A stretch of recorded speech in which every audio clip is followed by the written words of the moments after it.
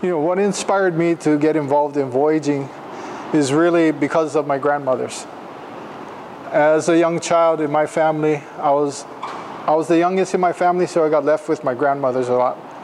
And because my grandmothers knew that I loved the ocean, they would share with me stories of voyaging canoes and how our people came to these islands aboard voyaging canoes, which always thrilled me. But also in my mind, it was always, all I was left with was images in my mind of what voyaging canoes might look like, because I never was able to see one in real life because we had no voyaging canoes.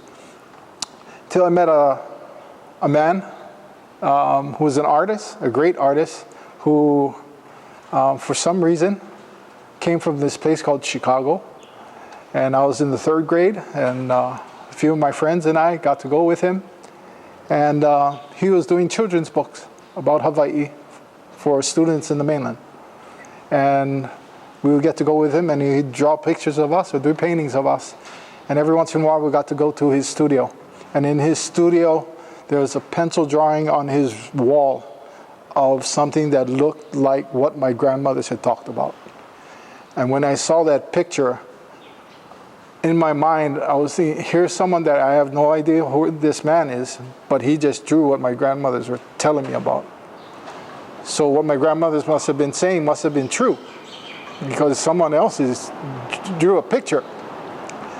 Long story short, when we got done with that project, with him doing these books for mainland schools, he had agreed to pay our parents, me and my friends, for the time that we were with him. And that day when he presented the check to our parents, I told my dad, I'd rather have that picture that's on the wall. And so he approached this man and said, is it okay if my son has that picture that's on your wall?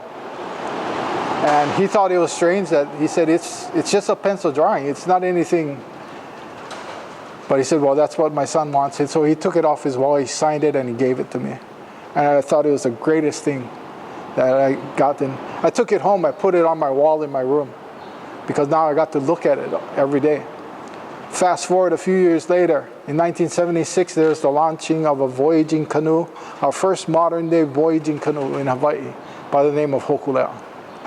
And it was written up in our newspapers here in Hawaii. I remember running to my dad and taking the newspaper, and I said, Dad, look. I said, the voyaging canoe. I said, you remember that guy who drew that picture? He said, yeah. I said, look, he built the canoe. That guy's name was Herb Kane.